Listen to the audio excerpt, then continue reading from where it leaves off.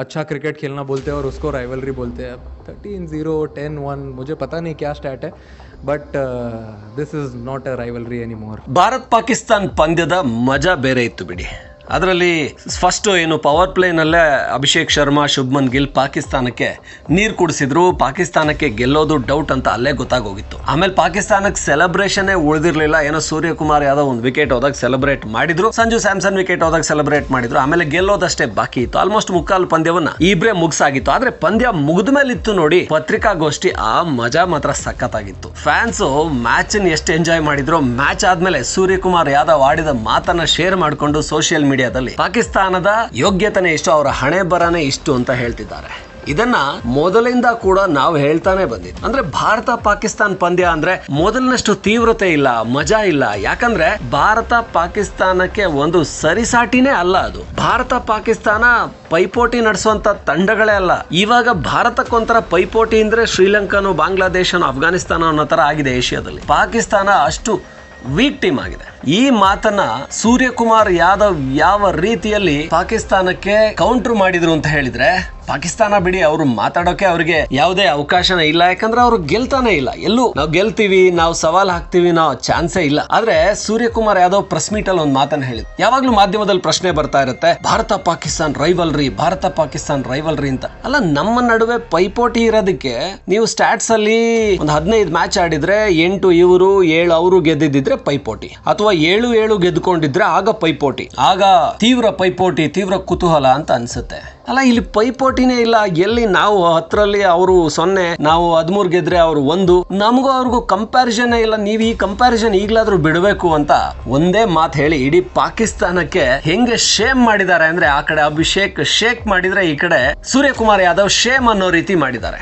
ನೀವ್ ಯಾಕೆ ಭಾರತನ ಹೋಲಿಸ್ಕೋತೀರಾ ನಿಮ್ ಜೊತೆಗೆ, ಪಾಕಿಸ್ತಾನದ ಜೊತೆಗೆ? ಮೊನ್ನೆ ಅಷ್ಟೇ ಸೌರವ್ ಗಂಗೂಲಿ ಕೂಡ ಮೊದಲ ಪಂದ್ಯ ಪಾಕಿಸ್ತಾನ ಮೇಲೆ ಆಡಿದಾಗ ಪಾಕಿಸ್ತಾನದ ಹೀನಾಯ ಪ್ರದರ್ಶನ ನೋಡಿ ಒಂದು ಟ್ವೀಟ್ ಮಾಡಿದ್ರು. ನಾನೊಂದು 15 ಓವರ್ ಮ್ಯಾಚ್ ನೋಡಿದೆ, ಆಮೇಲೆ ಇದು ಪಾಕಿಸ್ತಾನ ಭಾರತಕ್ಕೆ ಪೈಪೋಟಿ ಕೊಡೋದೇ ಇಲ್ಲ, ಇದು ಸಾಧ್ಯನೇ ಇಲ್ಲ, ಇದು ಒಂದು ಪೈಪೋಟಿ ಇರುವಂತ ಮ್ಯಾಚೇ ಅಲ್ಲ, ಭಾರತ ಸುಲಭವಾಗಿ ಗೆಲ್ಲುತ್ತೆ. ಭಾರತದ ಪಂದ್ಯ ಏನಿದ್ರು ಆಸ್ಟ್ರೇಲಿಯಾ ಜೊತೆ, ಇಂಗ್ಲೆಂಡ್ ಜೊತೆ, ಸೌತ್ ಆಫ್ರಿಕಾ ಜೊತೆ, ನ್ಯೂಜಿಲೆಂಡ್, ಈ ತರ ತಂಡಗಳ ಜೊತೆ ನೋಡಕ್ ಇಷ್ಟಪಡ್ತೀನಿ. ಅದು ಬಿಟ್ಟು ನಾನು ಯಾವ್ದೋ ಫುಟ್ಬಾಲ್ ಮ್ಯಾಚ್ ನೋಡೋದಕ್ಕೆ ಶುರು ಮಾಡಿದೆ ಅಂತ ಹೇಳಿ ಸೌರವ್ ಗಂಗೂಲಿ ಹೇಳಿ. ಅಂದ್ರೆ ಭಾರತಕ್ಕೆ ಸರಿಸಮನಾಗಿ ಪಾಕಿಸ್ತಾನ ನಿಲ್ತಾನೆ ಇಲ್ಲ. ಇದನ್ನೇ ಸೂರ್ಯಕುಮಾರ್ ಯಾದವ್ ಹೇಳಿದ್ರು. ಪೈಪೋಟಿ ಅಂದ್ರೆ ಸರಿಸಮನಾಗಿರ್ಬೇಕು, ತಂಡಗಳು ಒಂದು ಸ್ಟ್ಯಾಂಡರ್ಡ್ ಅಲ್ಲಿ ಆಡಬೇಕು, ನಮ್ ಲೆವೆಲ್ಗೆ ಅವರು ಆಡಬೇಕು. ಅವ್ರು ನಮ್ ಲೆವೆಲ್ಗೆ ಆಡ್ತಾನೆ ಇಲ್ಲ. ಇನ್ಯಾಕ್ರಿ ಪಾಕಿಸ್ತಾನ ಭಾರತ ಹೋಲಿಸ್ತೀರಾ ನೀವು? ಇನ್ನಾದ್ರೂ ಬಿಟ್ಬಿಡಿ ರೈವಲ್ರಿ ಅಂತ ಹೇಳೋದನ್ನ. ನಮ್ಗೂ ಅವ್ರಿಗೂ ರೈವಲ್ರಿನೇ ಇಲ್ಲ, ಅವ್ರಂತರ ಅಸೋಸಿಯೇಟ್ ನೇಷನ್ ತರ ಆಡ್ತಾರೆ ಅನ್ನೋ ರೀತಿ ಸೂರ್ಯಕುಮಾರ್ ಯಾದವ್ ಅವಮಾನ ಮಾಡೋ ರೀತಿಯಲ್ಲಿ. ಅಂದ್ರೆ ಅದೇನಿಲ್ಲ, ಸಹಜವಾಗಿ ಅದು ಅವಮಾನನೇ. ಯಾಕೆಂದ್ರೆ ಸೋತಿದ್ದಾರೆ, ಸೋತವರು ಏನು ಗೆಲ್ಲಬೇಕು ಅಂತ ಹೇಳಿ ಹುಚ್ಚುಚ್ಚಾಗಿ ಗ್ರೌಂಡ್ ಅಲ್ಲಿ ಏನೇನೋ ಮಾಡ್ತಾರೆ. ಅವರು ಪದೇ ಪದೇ ಭಾರತದ ಆಟಗಾರರನ್ನ ಕೆಣಕ್ತಾರೆ. ಇದಕ್ಕೆ ಸೂರ್ಯಕುಮಾರ್ ಕೊಟ್ಟಿರೋ ಉತ್ತರ ಸಖತ್ತಾಗಿದೆ ಅಲ್ವಾ? ಯಾಕಂದ್ರೆ ನೀವು ನಮ್ಮ ಲೆವೆಲ್ಗೆ ಬಂದು ಮಾತಾಡಿ.